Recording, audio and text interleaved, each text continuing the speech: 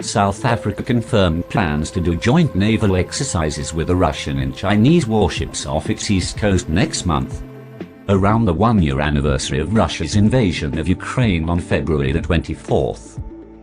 The maneuvers would put a greater emphasis on Russia and China's partnerships with South Africa, the continent's dominant voice and one of many African countries who abstained in a United Nations resolution last year condemning Russia's incursion. The multinational maritime exercise, dubbed Operation Mosi, which means smoke in Tswana, one of South Africa's 11 official languages, will take place off South Africa's east coast between the towns of Durban and Richards Bay from February the 17th to 27th. The South African administration declined to denounce Russia's aggression in Ukraine last year, claiming neutrality and asking for dialogue and diplomacy. The planned naval drills, however, have prompted the country's biggest opposition party to accuse the administration of aligning with Russia. This gives the sense of not being impartial but being prejudiced to one side. It has the potential to alienate us from other vital trading partners, the West, said Democratic Alliance Shadow Defense Minister Cobus Moraes. This is in Russia's best interests, Moraes added, calling the decision another stupid judgment, an embarrassment. Notably, the announcement of the naval drills came just days before Russian Foreign Minister Sergei Lavrov's travel to South Africa to meet with his counterpart, Naledi Pandor. South African, Russian, and Chinese relations. South Africa's connections with Russia date back to the Cold War era, when the Soviet Union backed the country's now ruling African National Congress Party in its fight against the apartheid state, which oppressed the country's black majority.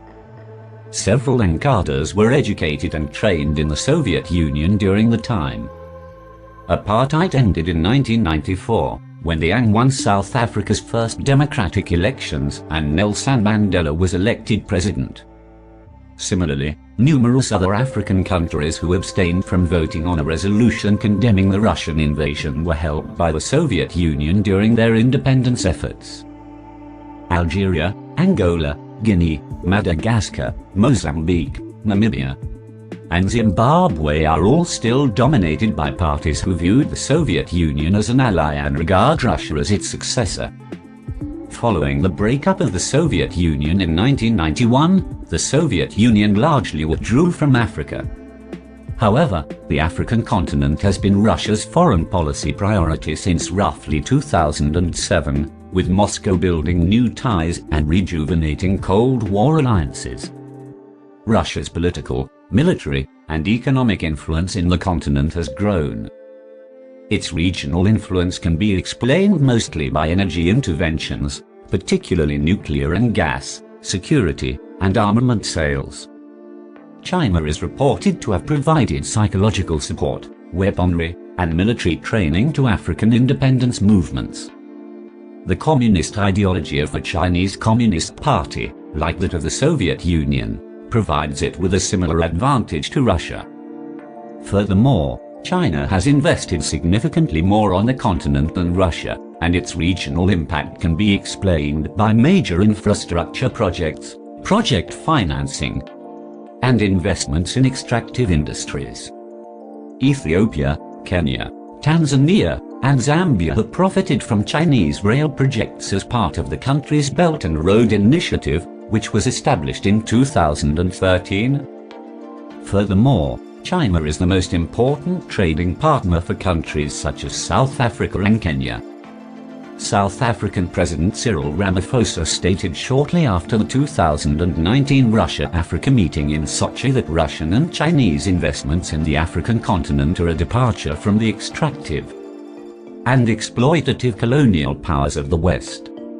We are ever cognizant of our colonial history, where European countries were able to industrialize and expand by exploiting resources from Africa, while leaving the colonies underdeveloped. Ramaphosa wrote in a letter to South Africans following the meeting. China, Russia, the OECD countries, and other large economies are eager to forge stronger economic ties with African countries because they want to capitalize on the current climate of reform. deepening of good governance, macroeconomic stability, and economic opening up across the continent for mutual benefit, he added. Several African leaders share Ramaphosa's sentiments, describing Chinese and Russian presence on the continent as a counter to the effects of Western colonization and the continued unequal terms of Western engagement with Africa, such as NATO's complete disregard for the African Union during its intervention in Libya in 2011. South Africa is also the BRICS bloc's chairman. South Africa is also a member of the BRICS Emerging Markets Alliance, along with Brazil, Russia, India, and China. South Africa recently assumed the bloc's leadership. President Ramaphosa stated last year at the 14th BRICS Summit that in 2021, 17% of South Africa's exports will go to BRICS countries, as would over 29% of total imports. As a result, these countries are key trading partners, and the value of this commerce is growing. Total South African commerce with other BRICS countries is expected to exceed $702 billion in 2021, up from $487 billion in 2017, he said. Currently, BRICS member nations account for around 26% of the world's physical area and are home to 2.88 billion people, or approximately 42% of the world's population. This year, the bloc will consider adding new members who have applied for membership and showed interest in joining, under the chairmanship of South Africa. Algeria, Argentina, and Iran have already registered to join BRICS, and Saudi Arabia, Turkey, and Egypt have expressed interest in joining the group.